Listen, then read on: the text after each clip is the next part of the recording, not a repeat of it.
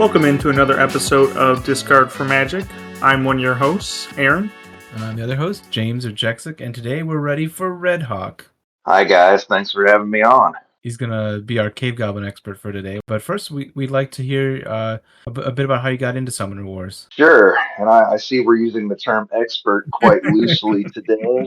So I got started back in the days of first edition. At the time, I had a buddy that worked for a local game shop, and they would let him take games home to demo. So, we'd have game nights and get to try games for free, which was pretty sweet. I remember the first time I saw first edition, I got over to his place. They had a game going. I think it was Mountain Vargath versus Fallen Kingdom. And I'm like, oh man, what's this? This looks really cool. The first game I ever played was FK, which was my favorite first edition faction for a while, which is kind of ironic because I really don't like them in second edition. Yeah, I fell in love with the game, and man, we played all the time, and I eventually got into the app. I had a different username on the app in those days. If you're a first edition player and you remember playing against somebody with the goofy username of Latendu, for anybody very confused, it was one of Napoleon's nicknames. That's why I chose it. I think I do remember that one, coming across a few times at least.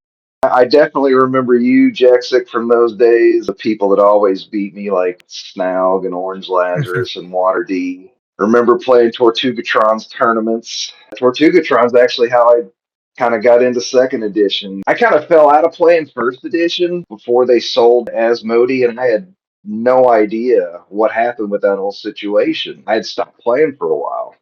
And I remember going back and I discovered that the Plaid Hat forums were gone, and I'm like, what the heck's going on? Why are they not supporting this game anymore? And I didn't play for years then. And then I came across a topic on I think it was the board game subreddit, somebody asking about second edition, and I commented about how I had loved first edition, but the way they just dropped it kind of rubbed me the wrong way. And Tortugatron, who, spoiler alert, is also Tortugatron on Reddit, he responded to my comment, and that's how I learned they didn't just drop the game. They had sold it, and then they got it back and made a second edition. He's like, you got to try second edition. It's so much better. All right, I'll give it a try. So I signed up for an account, got unfortunately Vanguards is my free faction. Well, I did like Vanguards from first edition. They don't really fit my play style. It hooked me enough to get the subscription and then start playing, and it's just kind of been mostly nonstop since. Awesome. Who'd you play first after playing the Vanguards once you got the subscription? If memory serves, I think Cave Goblins was the first one I found out into, because I played a ton of Cave Goblins first edition. They were one of my favorites. Probably Cave Goblins and Mountain Vargath were my most played factions from first edition. Anybody out there listening has played against me. You know I like to play aggressively no matter what deck I'm using. So the aggressive decks, really speak to my dark soul. And Cave Goblins they're so similar to first edition, so it was really easy to pick up. I think all the stuff I played at the beginning was stuff I felt comfortable with from first edition. Vanguard's pretty similar. Cave Goblins similar, Mountain Vargath similar, so those were really easy to pick up. Yeah, I definitely agree that like Cave Goblins are one that changed probably the least. For sure. They also kind of fit the more common focus of second edition, I'd say. Oh yeah, they were really unique in first edition because you actually used all the commons, but I still think they're a lot of fun in second edition. They're one of my favorites still too. I still have the old app. If I open it up, it shows Sneeks there because he was definitely my most played. I think probably 2/3 of my games in first edition were Cave Goblins. Good old Mook. I was thinking, not to jump ahead in the discussion. There's been discussion for as long as I've been on the second edition Discord about, what can we do to fix the Eater? You got this one champ that hardly ever sees the board, and I'm like, why don't we bring Mook back? Mook would be amazing in place of the Eater. Wasn't his ability something about your zero costers harding to hit? Am I remembering that right? He increased their odds. He made them hit better. Oh, he increased their. Okay. He added +1 to your die rolls. So I guess the equivalent in this would be like allows specials to hit extra damage or something. That'd be really powerful. Right. Or like Sunderved's ability to just boost everything by 1. Yeah. I think you just give Cave Goblins a mobile Sunderved. I think that'd be great. Give him a champ Sunderved. That'd be fantastic. That would be awesome. I'm sure people facing them wouldn't like it. Kind of exists in deck building right now. You have Encounter Mutant. That's true. Oh yeah. Oh my gosh. Yeah, I don't really do deck building, but if I did, that would. Is anybody running a deck like that you've seen? I've experimented with it. The thing with Cave Goblins in deck building, which is a little different than base, is that I think Cave Goblins are a very strong deck in deck building. They're not as good as some of those crazy blood summon decks, but like if you're playing an honest deck, Cave Goblins can stomp a lot of stuff, and they have a lot of good options between their symbols. You can kind of build it in multiple different ways, like focusing more on assassination or on just like value and having good champs. A bunch of zero cost guys, you can get 3 good champs out in a game too, and win that way in a long game. That's the way Aaron tends to play it, I think. Yep. I've won many a long game with the Cave Goblins in deck building, which sounds like an oxymoron, but it's a true thing. It happens, you know? I imagine you can put Dagger in a Sneaks deck building deck. Yeah, I it's would very think. Dagger, good. Baldo. Fly all over the place. Oh my gosh. The other really good thing in there is Hellforged Axe allows your little 0 cost 2 strength guys to swing for lots of dice, especially within range of the horde. Oh man. Yeah. And pile And on. you can Good get rogues God. in there too for more pylon fun or more Hellforged Axe fun, you know, all sorts of good stuff. Sounds dangerous. It is a good time. I think my favorite is still the assembly line with Brutal Force. It has a special place in my heart. Yeah, I like a good brutal force turn. I haven't played much Tundra Orcs in a while, but for a while they were kind of part of my regular rotation until I started losing with them repeatedly because I got a little too happy with getting the old Grognak up in the action. That's always the tricky thing. Classic TO trap. He's really an advisor. He doesn't actually like hitting things. You see all that health in the 4 attack, and it's like, man, this is great, but you know, it's that health goes really quickly. Given that you played a lot of first edition, do you think you'd ever go back, or do you think second edition is just that much better? It's that much Yeah. better. I could not go back. Actually, I've still got the old master set in my closet, and I remember pulling it out sometime after I started second edition because I'm like, let me look at these cards and remember how this game went compared to second. And I'm looking at the cards and I'm like, to my mind, they took everything that made the first edition a fantastic game and they made it better. I think one of the reasons I gravitated towards MV and CG in first edition because I liked playing commons. You guys both played first edition, so I don't have to tell you that a lot of games evolved into waiting out the other player. No inactivity damage, no reason to charge forward and give them a free shot. Yeah, it's like waiting for people to flinch, essentially. Yeah, and killing your own units for magic and just discarding your commons so you could summon champions. I loved the game, but with what we've seen in second edition, like I couldn't imagine ever playing it again. One caveat. I would go back and play first edition Sand Goblins because they were my other favorite faction. I do not enjoy playing them in second. I don't enjoy facing them.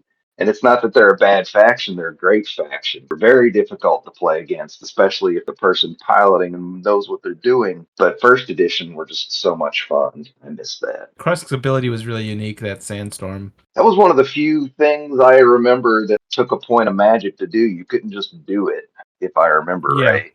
That was something that kind of threw me initially coming to second edition. When I was still just on the Vanguard's free faction, I tried to use mass heal and it wouldn't work, and I thought it was a bug. It wasn't a bug. I just didn't have the magic for it. Events that cost magic? What is this? Yeah, there's a few of them. Some of them you're like, why does this one cost the magic like mass heal? But yeah. I mean, I liked the original first summoner Sand Goblins in first edition, but really the second summoner, the champs in that one were just silly, and I thought that was super fun. You get Dinky out. You ever play Dinky? I never had the second summoners too much. Dinky has 9 attack. What? Yeah, but he loses an attack for, I think it's every single common unit on the battlefield. I think on either side, yeah. Yeah, on either side. So your commons and your opponents. Oh my god. If you surprise them and they don't have a bunch of commons out, you roll them like 7, 8 dice. It's like crazy. Good lord. It was a lot of fun. I loved it. The biggest dice units that I remember from first edition, and I'm not going to remember names probably here, but the Summoner of the Mercenaries that had like a Yeah, Raoul, the Magic Pulse. Yeah, that was it. Yep. That could just blow you up in one turn. One of the Filth champions had like a thing where he rolled as many dice as. Yeah, you just roll a d6 and he rolls that many dice. The old Abomination. Yeah. Yeah, that was pretty brutal to deal with sometimes. Or there was like Tusk Mutant who got like extra dice if they went in a straight line. Yeah. A lot of great memories. There's still specific games that I remember from those days. I think I even messaged him about it on the Discord once. I remember having this Cave Goblin mirror match with Smaug that just lasted forever, and he finally ended up getting me. You see a lot more mirror matches in those days. The system didn't really prevent them like second edition does. Mm-hmm. Yeah. And I remember having a great game against Jay Yoder, who placed second, but I mean, he was an absolute beast in first edition. Like, I rarely beat him. Yeah. I remember getting him was Fallen Kingdom against Tundra Orcs once, and it was solely because I remember the Phantom from first edition FK that could possess units on the sixth, I think. I possessed the really big, beefy champion Tundra Orcs in first I think it was named edition. Krung. Yeah, Krung. Yeah. It was essentially the Shonk of first edition. And I possessed him when he had full health, and that was it. That could just swing a whole game with one lucky roll. Mm-hmm. Well, let's hop into Cave Goblins, and why don't you start out and just give new players who haven't played them before like some key tips for playing Cave Goblins. Key tips. Just rush forward with everything all the time. Okay, no, don't really do that. For me, the key to Cave Goblins, A, go first. You really want to go first. B, I think the biggest strength of Cave Goblins is flooding the board with more units than your opponent can deal with. You really want to get some early gates, ideally. The guide on the SW Zone site from Physic, Yeah. that's a great guy with really great tips in there. But you want to space your gates. The knights move away so you can attach your clingers right away. That's big. Generally, you want to summon. I almost always summon every unit I can on every turn. You're racing against the clock with Cave Goblins. You're not going to win on econ very often. I mean, it can happen, but you're really trying to kind of charge forward, overwhelm the other guy, close off his summoning spots, destroy his gates, surround his stuff so pile on, gets the most value it can. So yeah, you want to be aggressive. You can't be afraid about leaving Sneeks out to take some hits. Honestly, especially early in a match, if your opponent's attacking Sneeks and leaving your commons on the board, that's kind of a win for you. I mean, as long as Sneeks doesn't die. And there are factions you have to worry about. Yeah. Doing 11 damage in one turn. More and more, the more factions get released. I remember being caught off guard by like a Phoenix Elves. They just played Spirit of the Phoenix on their second turn or something and just blew me up. Oh, God. Like I was up there and then it's like, wait, I took 10 or 11 damage in one turn. Spirit of the Phoenix with some archers, beasts, and yeah, you're done before you even start. That can happen. It's a very thematic deck. I mean, you're trying to overwhelm generally bigger, stronger units with sheer numbers, which you have as Cave Goblins. So yeah, I think if you're playing to the strengths of the deck, you're getting everything you can on the board. Matchup dependent, of course. Generally, you want to be trying to swarm over to the other side of the board. Now, there are factions that doesn't work as well. Sand Goblins, Polar Jord, Forged, stuff that can build units. A little more difficult to just charge over to their side of the board because you can't really close down. You can close down their summoning spots, but they can still build things and hurt you. So, a little different strategy for those guys. Those are the main points that come to mind.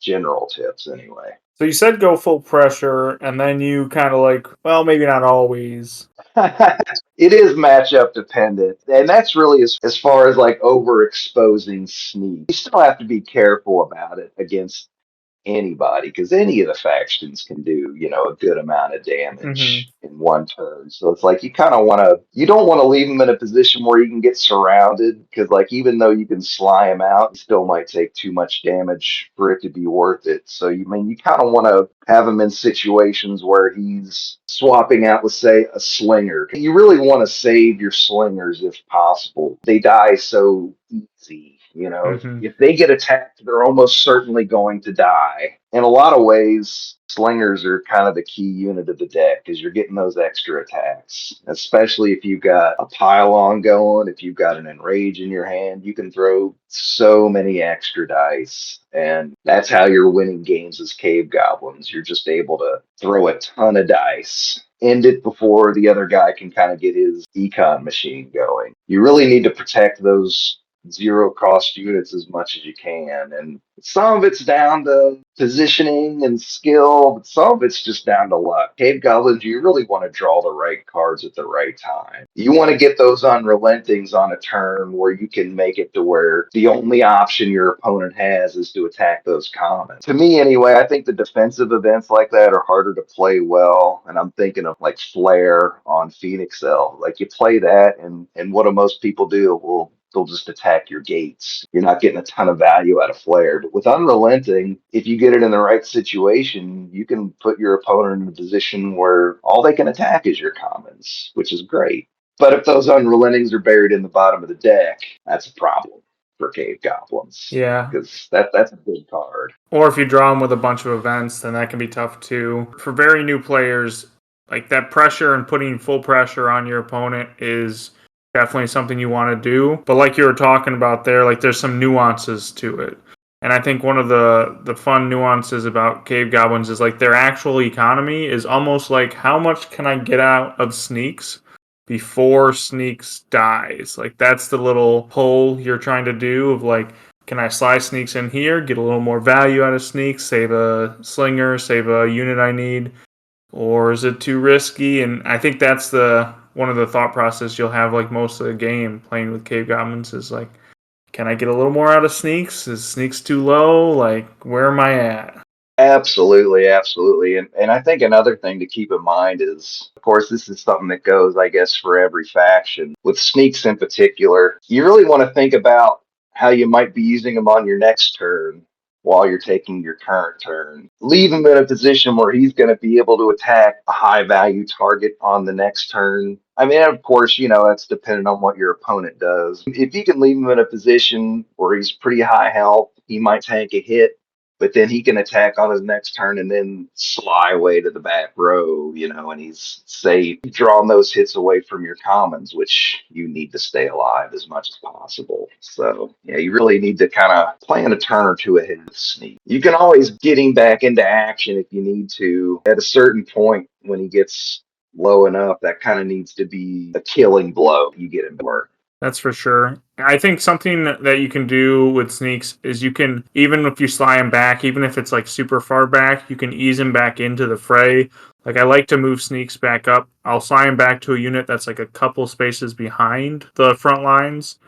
And then when people move up to attack those units with melee units, then I'll have Sneaks back in the fray next turn, and he can get almost a free attack, essentially, because he's not really in danger that turn before. Exactly. And he can walk up 2 spaces, get an attack, then slide back out again. And for sure. Or the old thing of just using your opponent's gates, like hide him behind a gate, and then do something the next turn from there. Mm-hmm. Absolutely. Or, destroy the gate, I think that's one of the things that Cave Goblins do best. And it's not a strategy I pursue with very many factions. Don't overlook gate destruction with Cave Goblins. Said you're not going to win a lot of games on economy. So if your opponent can't summon things, you're going to win a lot of games that way. Mm-hmm. I've been on both ends of games where we all have those games where we just can't seem to draw that second gate. You take out that starting gate and they don't have another, they're going to have to discard a lot of things they don't want to discard looking for that gate. So it can be a very effective strategy. Even if they get it, it might be too late. Yeah. If you're creating enough pressure and you have enough guys on their side of the board, they have nowhere good to place that second gate. And then they place the other one down and you just destroy that.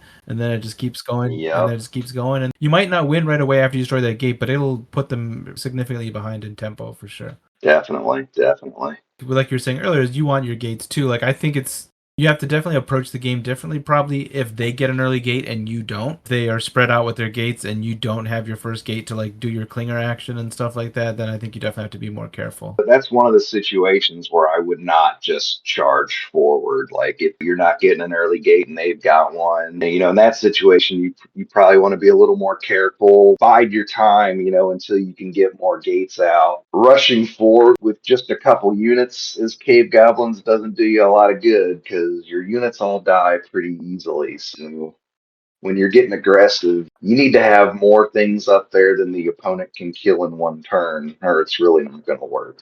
And another thing on gates, too, I think, is all gates don't have to be forward with Cave Goblins to be useful. I mean, there are matchups where I'll play some more defensive gates. Forged is one of them because, in my experience anyway, most Forged players are going to come at you. So, and Cave Goblins, I think, really struggle with Forge. That's one of the few factions where I'll play like some back row gates. They're rushing up on you, and you really, I think something we haven't mentioned yet is getting value out of the Beast Rider ability to get an extra dice if he moves 3 or more spaces. Playing some back row gates to be able to get that Beast Rider ability can be useful if you're being overrun, which isn't going to happen a lot when you're Cave Goblins, but it does happen. Why don't you speak a little more to gate placement for a little bit? Are there like places you want to always specifically place your gates? Do you always try and get like a very forward gate? How do you approach that? Because gates are very important to how you can get your units out as Cave Goblins. Yeah, they really are. Gate placement is something that I don't know that I have a specific strategy for it. The general rule is that knights move away just so you can summon a unit, whatever that may be, and then summon a clinger that's immediately clinging onto it. That's really valuable. Gate place, there's a lot of debate on it, and there probably will be as long as this game is played. I don't think you should always place a gate at B5 or whatever. It's dependent on what's going on in the match. That's another way you can kind of keep Sneeks a little more protected is you charge him up a little bit and you've got a gate in hand and plop down a gate or two to cover his flank. Depends on when you get your gates, what's going on in the match. Maybe the one thing that remains true in all situations is you want those gates in spots to where you can summon things that get in the action right away. So that's pretty key. And like I was saying with the Beast Riders, you want them in spots where you're threatening that charge with the Beast Rider. Like ideally, relatively early in the game, you've got enough gates out to where your opponent has to think about that Beast Rider being able to move 4 spaces. Nobody wants to eat 4 melee dice with their summoner really at any time. And they could have a clinger on them, 4 spaces with the Beast Rider, plop the clinger wherever. If you've got the sneak event in hand, that clinger can then move again. So you've got insane reach. Only, if you've got gates in the right spot to kind of take advantage of it. Yeah, I think that's for sure. I like to also think about when I'm placing my gates, if I don't get a forward gate, I like to have them in clinger spots because I don't know about you guys, but I love using clingers with Cave Goblins. So I like that knight's placement of the gate so I can get like the clinger spots and get those easy climbers or beast riders or whatever I got in the forward spot to go fling those clingers up into the front lines. You guys both mentioned the Knights movement. The one thing I've done sometimes, I wouldn't recommend it all the time, but sometimes you might get in a situation where you might want to put one with 2 spaces in between horizontally. That way you can still do the clinger onto something, but in the same row is what I'm saying. 2 gates in the same row. And then you can kind of do it that way.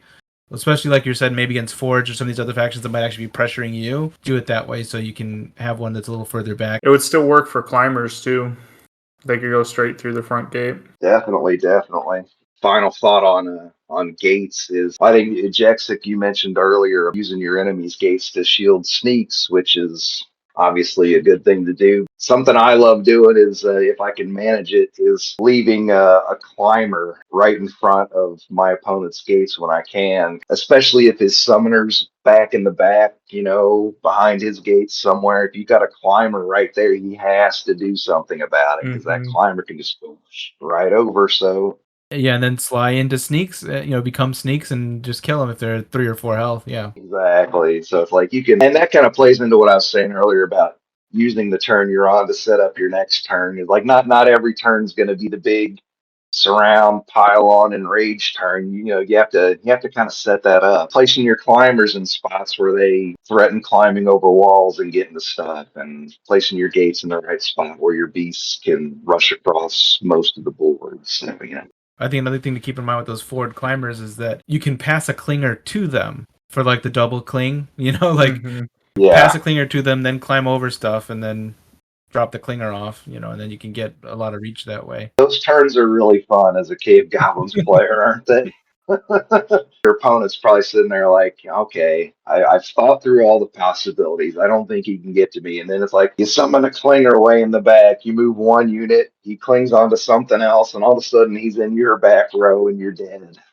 Good times. It reminds me of the factions you were saying that can be difficult for the Cave Goblins in that they can build their structure units in the back rows all the time, even if their gates are covered.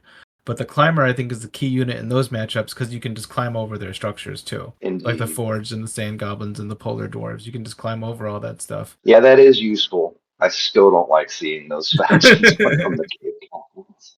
But it's always funny when someone forgets. I think when you just like climb over their Rust Rider and win or something, and then Right.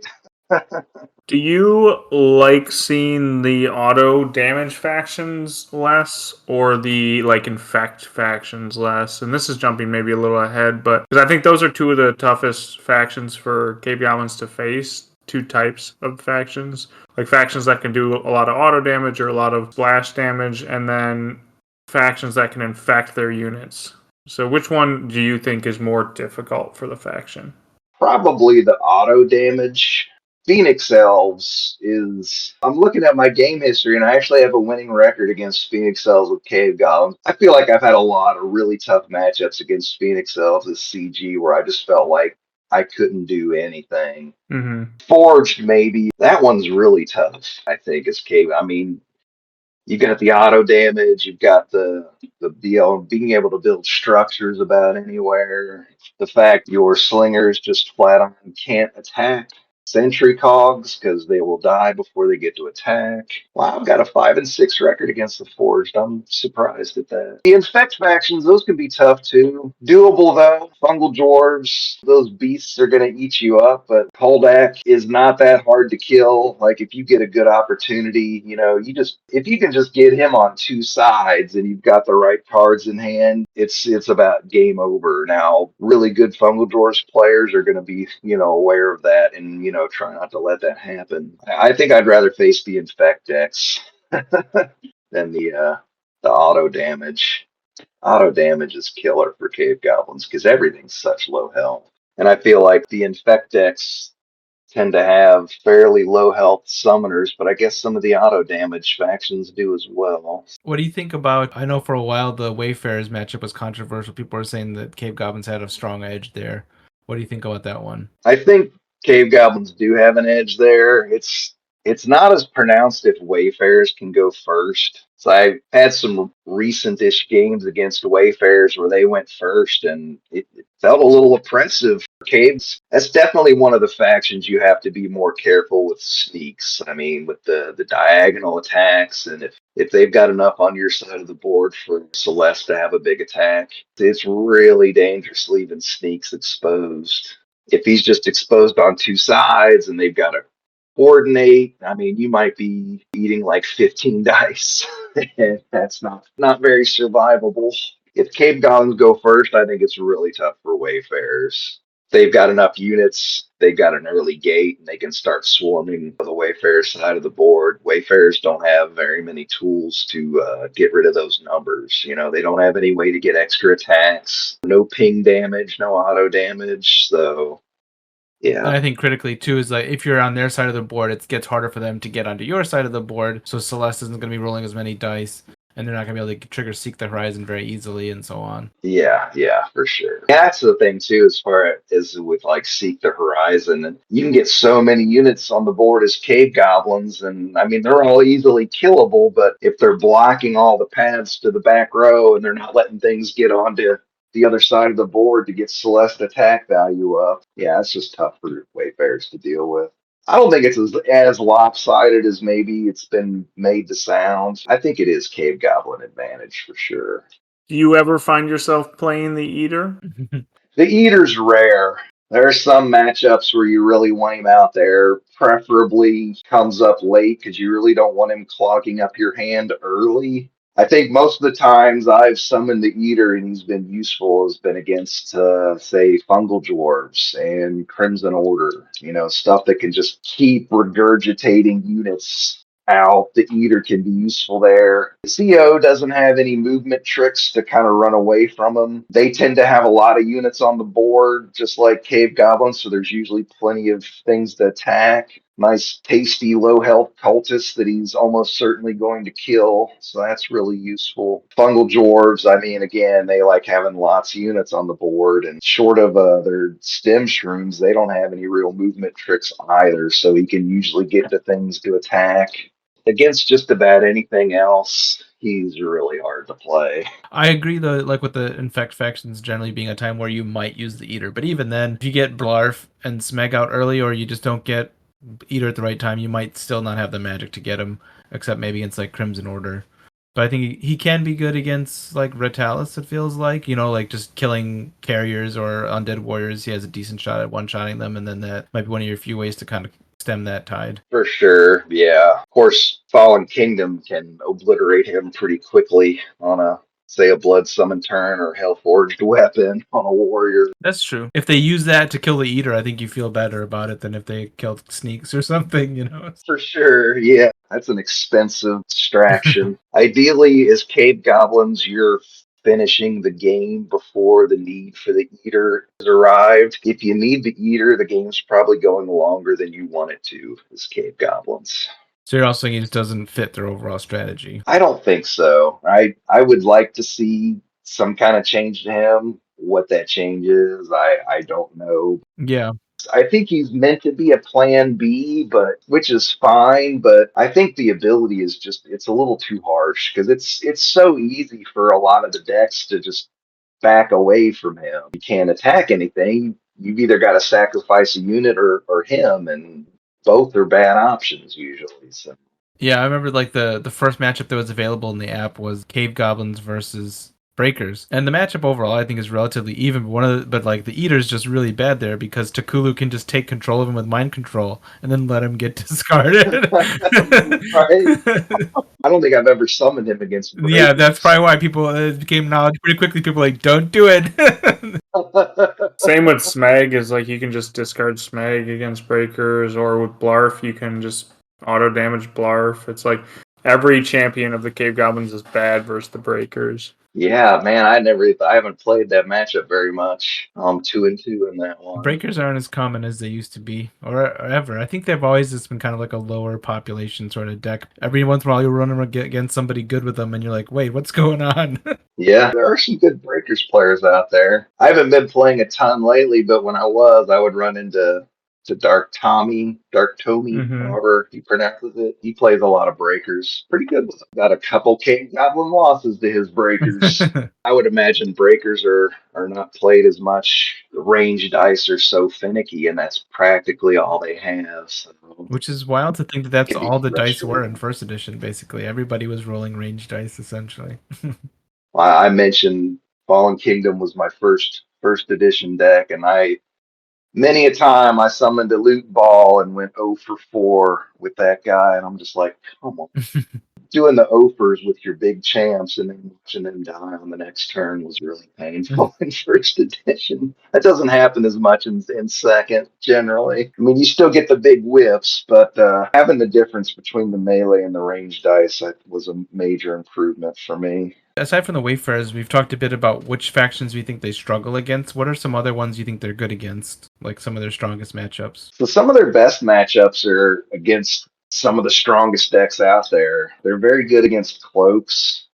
Can really mess with what Cloaks want to do. Cloaks against most factions can kind of dictate the match they want to play. I mean, they can sit back, hit you with ranged, move stuff out of your range with their gunners. When it's time to close in for the kill, they got out of shadows and all that. With Cave Goblins, you get to their side of the board and kind of smother them. Really tough for Cloaks to deal with. Swamp Orcs, I think Cave Goblins are really good against. Hard for Muglug to really set up the swamp because, I mean, Cave Goblins can just swarm over there, wipe out Mug's supporting units.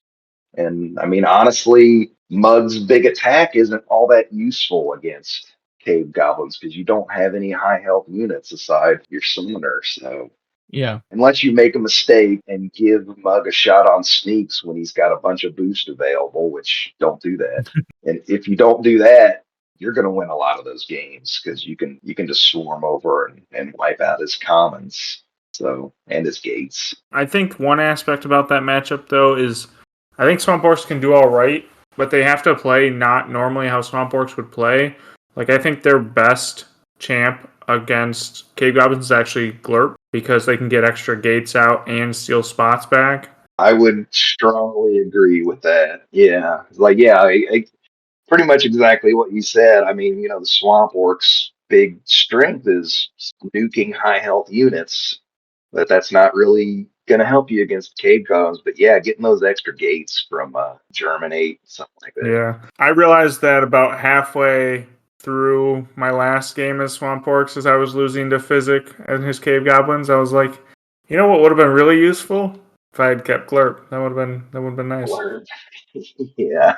We talked about Wayfarers. That's a good matchup for them. I found them to be quite good against Filth, surprisingly. I mean, because Filth, super strong faction. I'm 12-2 against Filth with Cave Goblins, which is kind of crazy. Some good players in there, too. One of my losses is to Vexter. That's to be expected. Well, I got Orange Lazarus. I got Beans Easley, Dark Tommy, Monkey Lord. Yeah, so I'm not wins against randos playing Phil. I don't know why Cave Goblins would be so good against Phil, but they are. For some I was reason. thinking about that recently because we had a new player come on and ask about that matchup, and we didn't know how to respond. They left the server, and I'm trying to reach out to them, but they haven't responded yet. But it's interesting that you say that. I wish we had noticed that before. We could have told them because they want a detailed matchup analysis of that. I don't know. It's still a relatively new deck, and not that many people have played all the matchups that much. But it's good to know that it's a Cave Goblin thing. Now I'm trying to rack my brain for reasons why they're good. Filth have a lot of low level, or not low level, but low health units. And so while they can get a lot of zero costers out too, if they burn through those units, then that really hurts their economy. So they can deal with the pressure from some factions, but I don't know if they can deal with like Cave Goblin pressure. And if they don't find their couple mutations that are really good against Cave Goblins, they might really struggle. Like the Burst Mutant and the Spew Mutant are really good against Cave Goblins, but the rest of them are just like, they're fine against Cave Goblins. They're just strong mutants, but they're not going to do anything spectacular for you. Right. I guess, too, is I would say one aspect of it is, I mean, the Filth are one of those factions where you need your summoner relatively close to the action so he gets those boosts off his units dying. That could have something to do because the closer your summoner is to Cave Goblin gates, the worse it is for him. And maybe also Cave Goblins have some ways around Horrify that other factions don't. You can use clingers to place things next to him when he's got Horrify up, and then you can slice Sneaks in and get attacks that way. Mm-hmm. That's a good point because you still can't attack him, but if you sly in, I hadn't thought of that with Horrify. Yeah, because it's only non-summoners, so even if you don't sly in, like, if you've got a situation, you can maybe cut him off from retreating, with clingers and/or your sneak event. You can sneak things next to him.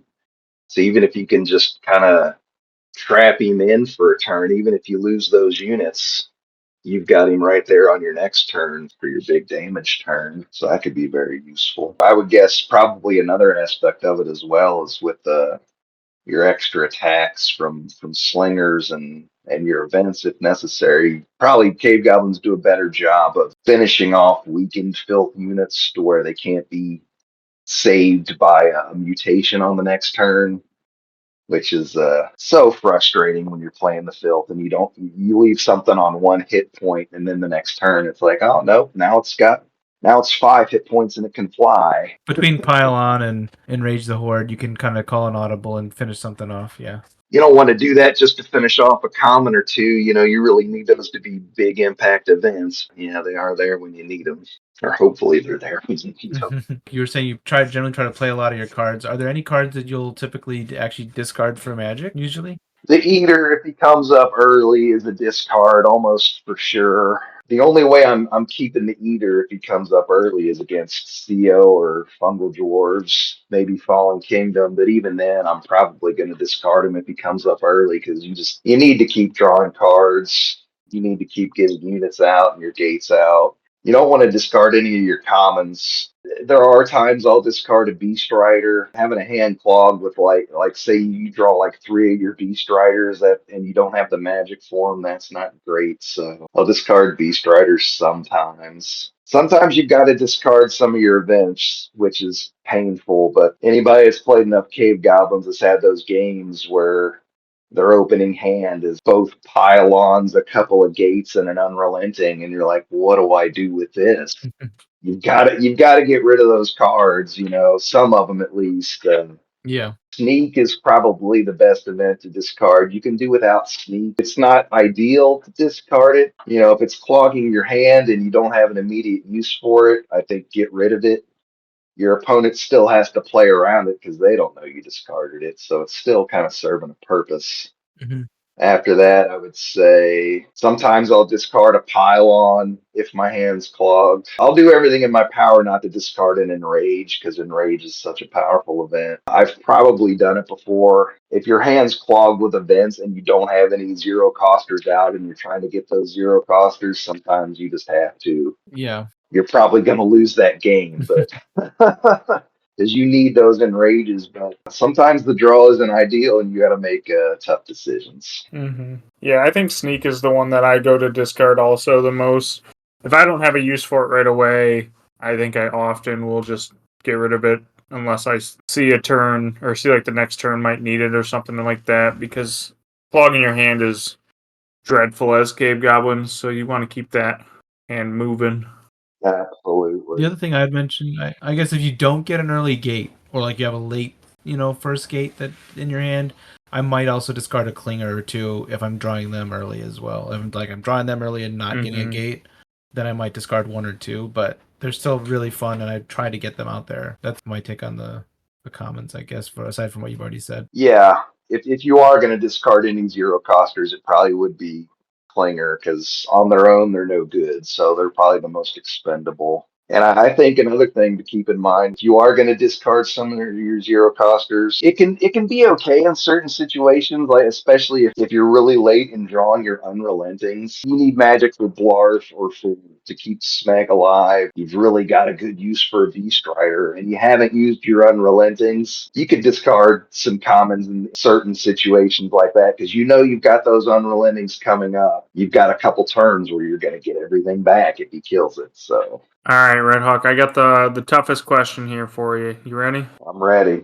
Where do you think the Cave Goblins line up ranking wise? What do we got? 28 factions now? Where do Cave Goblins fall? I guess if we're looking at the big picture, they're probably in the bottom half power wise, maybe bottom third. I think the thing about Cave Goblins is that especially if you're going first, and you get the right hands at the right time, they can steamroll any deck there is. That includes their bad matchups. I feel like they're very much. I was thinking about this when you guys asked me to be on the pod. How would I describe Cave Goblins? And my first thought was a reference that I thought a lot of listeners wouldn't get, but I'm going to throw it in there.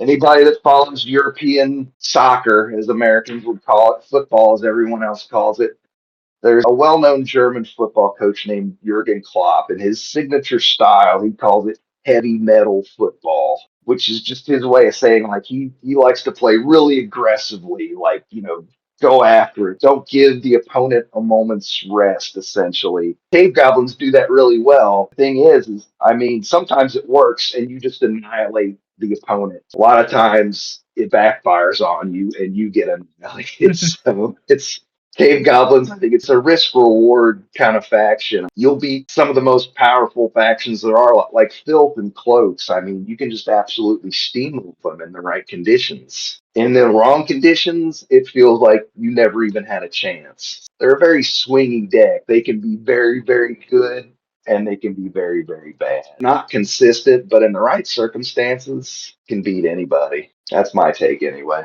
What do you guys think? I think that's a good synopsis. Yeah.